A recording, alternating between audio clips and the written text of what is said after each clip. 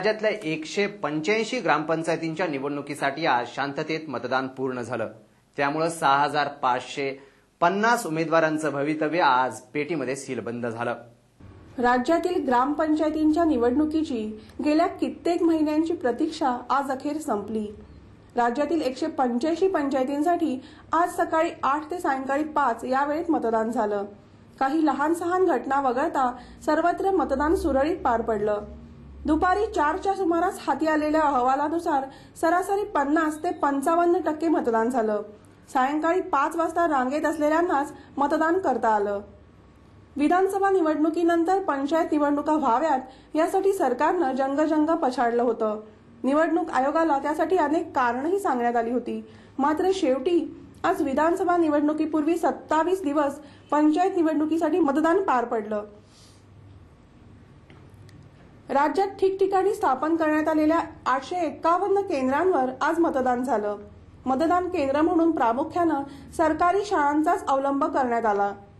185 ग्रामपंचायतींच्या 1429 प्रभागातील 5650 उमेदवारांचं भवितव्य आज मतपेटीत बंद झालं। उद्या 6 आणि सोमवार 7 मे रोजी मतमोजणी होऊन प्रभागवार निकाल जाहीर होतील। यापैकी 124 पंचायतींची मतमोजणी 6 रोजी तर उर्वरित 61 पंचायतींची मतमोजणी 7 मे रोजी तालुकावार अधिसूचित करण्यात आलेल्या प्रमुख शहरात होईल। आज मतदानावेळी कोणताही अनुचित प्रकार घडू नये यासाठी कडक सुरक्षा व्यवस्था ठेवण्यात आली होती। सर्व मतदान केंद्रांवरील कर्मचारी, फिरत्या पथकातील निवडणूक अधिकारी आणि पोलीस व सुरक्षा व्यवस्थेतील कर्मचारी मिळून एकूण 10,000 कर्मचारी या निवडणुकीसाठी वावरतायत। मतमोजणी प्रक्रिया पूर्ण होईपर्यंत या कर्मचाऱ्यांना आपलं काम करावं लागणार आहे। राज्यातील पंचायत क्षेत्रात एकूण 6,89,925 मतदार आहेत।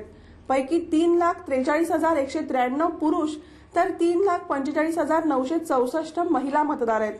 मात्र काही भागात मतदारांमध्ये उदासीनता दिसून आली, त्यामुळे सरासरीपेक्षा कमी मतदान झालं। उमेदवारांचे समर्थक परिसरातील ग्रामस्थांना मतदानासाठी उद्युक्त करत होते। काही ठिकाणी वयोवृद्ध अपंग मतदारांना आधार देऊन मतदान केंद्रांवर आणण्यात आलं। आज सकाळपासून वातावरण ढगाळ होतं, मात्र मतदारांचा उत्साह वाखाणण्याजोगा होता। उमेदवार आणि समर्थक मतदान केंद्रांच्या परिसरात फिरून मतदानाचा कानोसा घेत होते। सरकारी, निमसरकारी संस्था, महामंडळं, बँका, खासगी आस्थापनं, औद्योगिक वसाहती आदी सर्वच ठिकाणी काम करणाऱ्या मतदारांना मतदानाचा हक्क बजावता यावा यासाठी आज पगारी सार्वजनिक सुट्टी देण्यात आली।